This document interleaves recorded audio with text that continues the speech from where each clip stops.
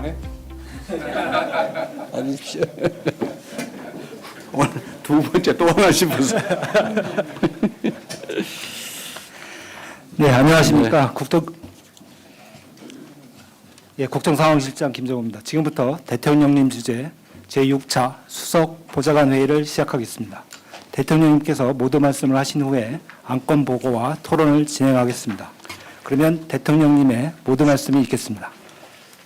네, 어제 밤부터 오늘 새벽까지 한미 관세 협상 때문에 고생하신 우리 공직자 여러분들 모두 고생하셨습니다.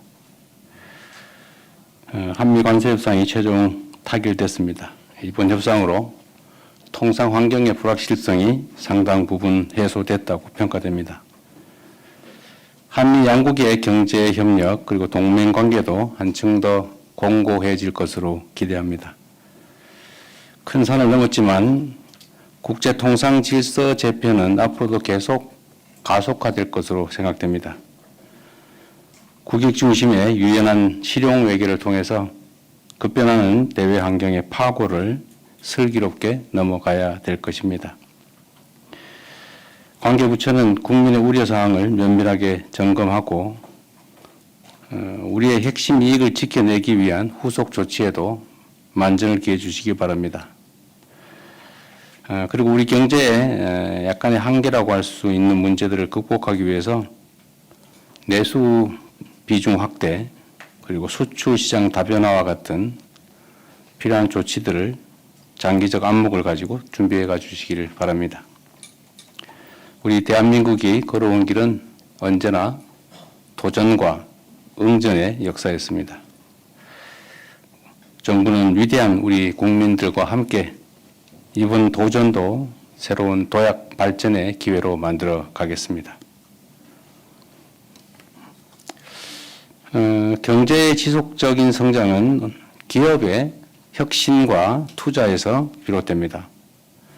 이를 위해서는 범정부 차원의 전폭적인 지원과 정책 정비가 필요합니다.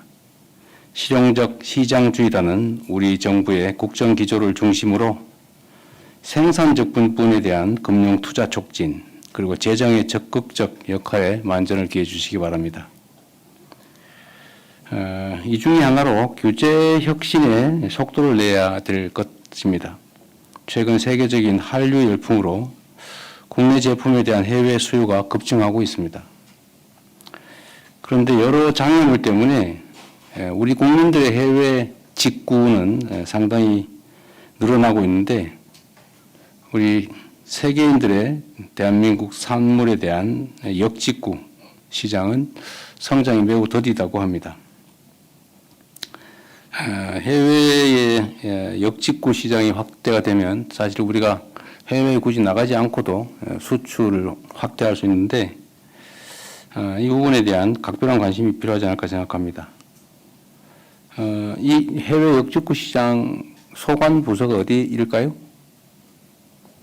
이따가 한번 얘기해 보기로 하고 소관 부서는 각 부처들의 종합적인 대책들을 다 모아서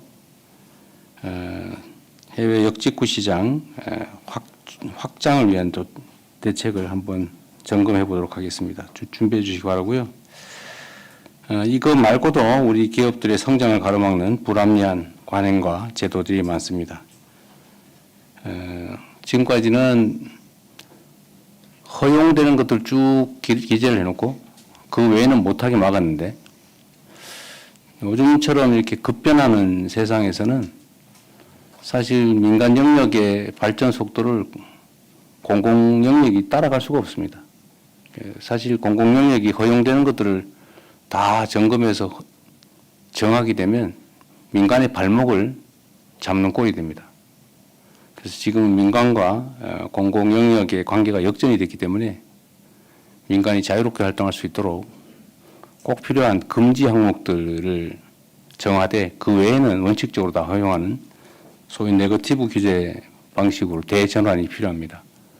전면적으로 하기는 어려움이 있을지라도 첨단 신산업 분야라든지 이런 부분들에 대해서는 네거티브 규제를 원칙으로 해야 되지 않을까 생각됩니다. 규제 혁신도 우리 총리실에서 아마 지금까지 맡고 있는 것 같은데 신속하게 규제 혁신 기구를 정비해서 실질적인 규제 합리화, 규제 완화가 이루어질 수 있도록 해 나가기를 바랍니다. 국제적인 파고에 맞서서 우리 기업들이 자신감을 가지고 경제 활동에 전념할 수 있도록 금융, 재정, 규제와 같은 정책 전반을 속도감 있게 정비해 나갔으면 좋겠습니다. 제가 최근에 뉴스에서 좀 이해하기 어려운 일들이 있었던 걸 보았는데 놀라웠습니다. 스토킹 피해를 3번이나 신고를 했는데도 필요한 조치를 해주지 않아서 결국 살해당했다고 하는 황당한 일이 있었습니다. 신고하거나 요청하지 않아도 알아서 국민들의 생명을 지켜줘야 될 텐데 3번씩이나 필요한 조치를 해달라고 요청했는데도 제대로 현장을 모르고 그 요청을 거부해서 결국은 사망사고가 살해되는 그런 일이 벌어졌습니다. 문제가 이미 충분히 예상되는데도 피해자의 절박한 호소를 외면하는 이런 무능하고 안이한 대처가 끔찍한 비극을 반복 초래했다는 점을 명심해야 합니다. 관계 당국이 이를 뼈아프게 받아들이고 자성할 뿐 아니라 앞으로는 이런 일이 다시는 발생하지 않도록 하시기 바랍니다. 책상 물림의 탁상 공론으로 국민의 일상을 제대로 지키기 어렵습니다. 향후에 유사한 범죄가 재발하지 않도록 엄정 대응해 주시기 바랍니다. 피해자 보호를 최우선으로 하는 제도 보완에 속히 나서 주십시오. 지금 우리가 기후위기에 따른 폭염, 폭우, 이런 걸 지금 겪고 있습니다. 기후위기는 전 지구적 현상이고 피할 수도 없고, 그리고 그에 따라서 에너지 전환은 필수적인 우리의 과제가 됐는데, 여기에다가 AI 혁명 때문에 전력망 개선 등을 통한 재생에너지 공급이 매우 시급하게 됐습니다.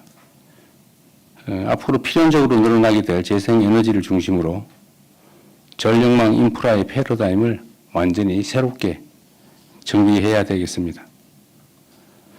관계 부처는 현재 우리 전력 지형의 특성을 충분히 감안해서 장거리 송전의 비효율성을 낮추고 첨단 인공지능 기술을 적극 활용하는 한국형 차세대 전력망 구축 방안을 모색하기 바랍니다. 재생에너지 관련 사업에 지역 주민들이 적극적으로 참여할 수 있는 기회를 보장하도록 조치해 주시기도 바랍니다.